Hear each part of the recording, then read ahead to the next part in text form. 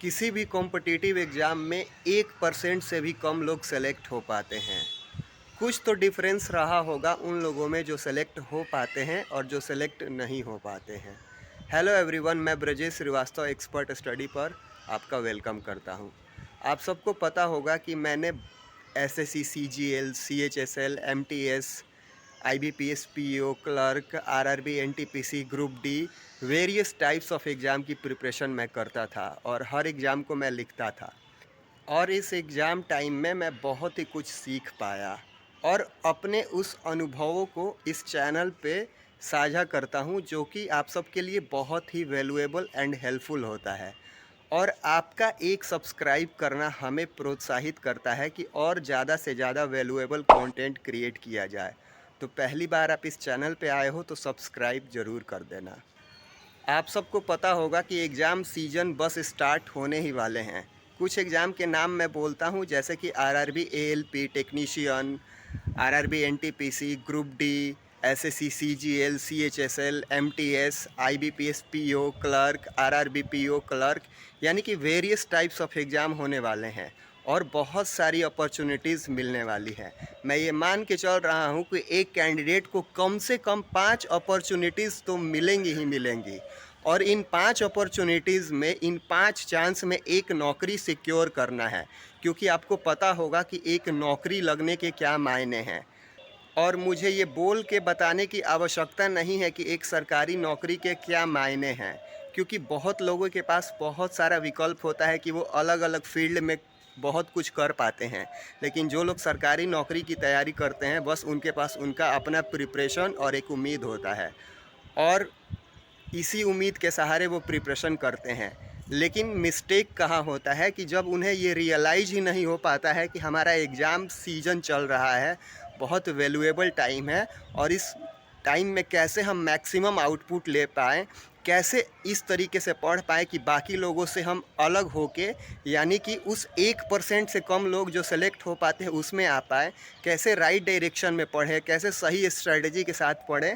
तो ये सब नहीं कर पाने के बाद हमें बाद में सिर्फ रिग्रेट ही करना पड़ता है कि काश एक चांस और एग्ज़ाम में मिल जाता तो मैं बेहतर कर पाता। लेकिन अगर ऐसा लेकिन ऐसा नहीं हो, इसलिए मैं इस वीडियो को बना रहा हूँ। ये वैल्यूएबल टाइम बीत जाने के बाद ये दिन दोबारा नहीं आने वाला। आप एग्ज़ाम टाइम को एक फेस्टिवल की तरीके से सेलिब्रेट करिए, क्योंकि ये दिन दोबारा नहीं आने वाला।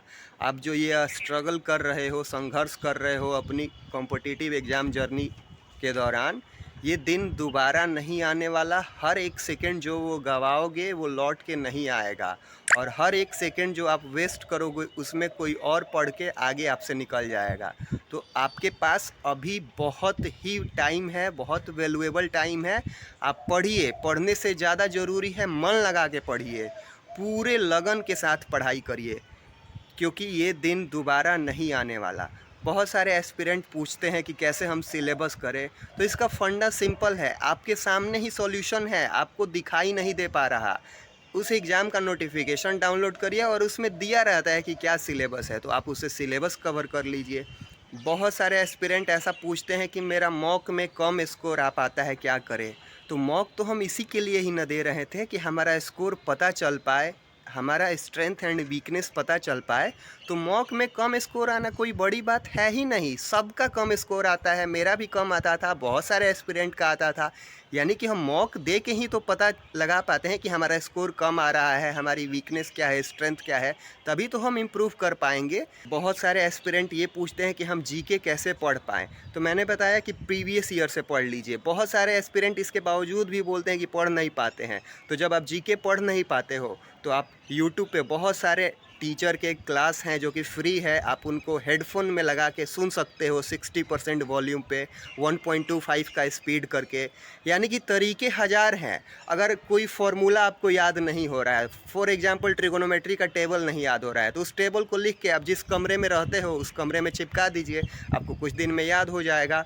अगर फिर भी आपको कुछ समझ में नहीं आ रहा तो आप जिस किसी भी एग्ज़ाम के प्रिपरेशन कर रहे हो उस एग्ज़ाम को आपके आसपास के एरिया में किसी ने क्रैक किया होगा आपके सर्कल में, तो आप उससे जाके पूछ सकते हो, वो आपको बहुत बेहतर बताएगा। और नहीं भी बताएगा तो अब तो टेक्नोलॉजी का ज़माना है और आप कुछ भी सर्च करके आप पता लगा सकते हो कि कैसे लोगों ने स्ट्रेटजी बनाई, किस तरीके से प्रिपरेशन किया। यानी कि आपको खुद से ही करना होगा। बहुत सारे लोग प्रोक्रेस्टिनेट कर देते हैं, टाल देते हैं कि कल पढ़ लेंगे। बहुत बार एग्ज़ाम टाइम में होता क्या है कि मैं भी जब प्रिपरेशन करता था तो जब पढ़ना होता था तो मन में आता था कि आज छोड़ देते हैं, कल से रेगुलर पढ़ेंगे, कल से एक पक्का वाला रूटीन बनाएंगे जिसमें स्ट्रिक्ट फॉलो करेंगे कि 6 बजे से ये पढ़ना है, 7 बजे से ये पढ़ना है। और वो रूटीन मैंने ना जाने कितनी बार बनाया और कितनी बार फाड़ के फेंक दिया, पता नहीं चला। शायद आप लोगों ने भी वो रूटीन इस तरीके से बनाया होगा, लेकिन यही चीज़ हमें नहीं करना है।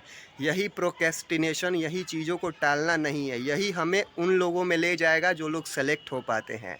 तो सॉल्यूशन बहुत ही सिंपल है और बहुत सारे लोग खुद को ही पहले ही अंडर एस्टिमेट कर लेते हैं कि मेरा तो प्रिपरेशन इस साल नहीं है, अगले साल देखता हूँ। एक चीज़ आप सोचिए कि जो वैकेंसी आई हुई है, जिस एग्ज़ाम को आप लिखने वाले हो, इस बार बहुत सारी अपॉर्चुनिटीज़ हैं। ज़रूरी नहीं कि आपको फ्यूचर में आप सोच रहे हो तो अपॉर्चुनिटी मिले ही मिले। इसलिए आपको जब लगे, जब ये रियलाइजेशन हो कि हमें पढ़ना चाहिए तो बस पढ़ना चाहिए। यानी कि आपने डिसाइड किया हुआ है, ये निश्चय किया हुआ है कि इस बार आपको नौकरी लेना है। नौकरी लेना है मतलब लेना है।